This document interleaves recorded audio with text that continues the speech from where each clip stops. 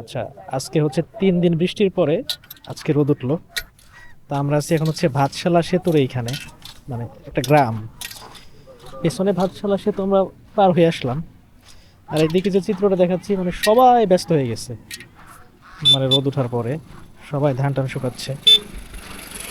মানে আমার কাছে মনে হচ্ছে এই এলাকার নাম ভাতশালা না হয়ে, আজকে দেখার পর মনে হচ্ছে যে ভাতশালা না হয়ে ধানশালা হওয়া উচিত ছিল। এত ধান, সবাই ধান নিয়ে ব্যস্ত। ওই দূরে থেকেও মানুষ ধান টান নিয়ে আসতেছে, যেগুলো জমিতে ভিজে গেছিল আর কি, ওইগুলো আনার চেষ্টা করতেছে। এদিকে সবাই ধান টান নিয়ে শুকাচ্ছে। দূরে গরু, শত শত গরু। তো এটা হচ্ছে ইটনা মিঠাময় নষ্টগ্রামের সড়ক, যে বড় রোডটা। কাকা, কয়দিন পর ধান বের করলেন? কদিন পর আজ 4 দিনে ধান মানে পানির তল থেকে হুক না ধান পানির তল থেকে বার করছেন, তা বুঝছেন? আপনাদের তো এই সময় তো আসলে যত রোদ তত ভালো। জি, রোদ রোদ তৈলে মনে করেন আমরা বরফের মতন ঠান্ডা, বুঝছেন? রোদে আমরা মনে করেন অনেক ভালো। এই রোদের লাগে হ্যাঁ, আমরা যা মনে করেন পানির মধ্যে, এই যে আমার দেখুন না আরো 200-250 বস্তা পানির মধ্যে ফেলাই দিলে শুকনা ধান আমার 600 থেকে 700 মন ধান হইব। আপনার নিজের 700 মন? হ্যাঁ, এই যে এটা এ ধানের টালটা, এইটা বীজা ধান, শুকনা ধান বীজছে মানে বাড়িতে নিলাম ওগুলো হ্যাঁ, সেটাই তো দেখতেছি, সব ডুবে গেছে। ডুবে গেছে। আর হাওয়ার মধ্যে জমি আছে না, জমি তো খাড়া হয়ে যাবে না। আপনার নিজেরই 700 মন ধান? হ্যাঁ, এই সবারই তো এরকমই? সব আমার লোক, আমি আর লাগছে। ও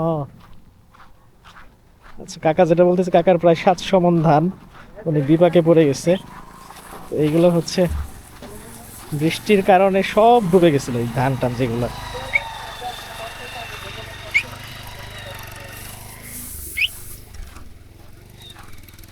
এই যে যেদিকে চোখ যাবে সবাই শুধু ধান নিয়ে ব্যস্ত। এইদিকে ওই যে সব ডুবে গেছে, এই যে রাস্তার পাশে যেটা দেখা যায়, নিচে পানির নিচে ধান আছে অনেকের, ওই যে বস্তায় বস্তায় ধান পানির মধ্যে ভিজে গেছে।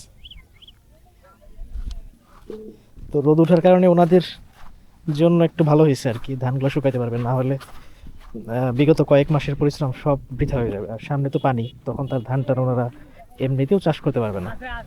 তো ওনাদের হাতে সময় থাকেই 6 মাস, এই 6 মাসের মধ্যে মূলত ওনারা ধান টান এই ফসল টসল ফলানো ট্রাই করে।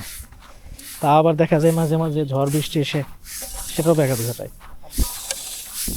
তো এই রোড দিয়ে আসলে যতদূর সামনে যাওয়া যাবে সবাই এরকম, মানে ধানের স্তূপ দুই পাশে।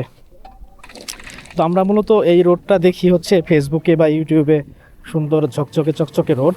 এরকম কখনোই মানে ধানে একদম পুরোটা ঢাকা অবস্থায় কখনো হয়তো দেখা হয় না।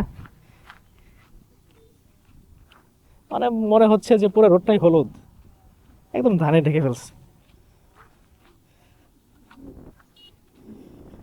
তো এই হচ্ছে এই রোডের চিত্র।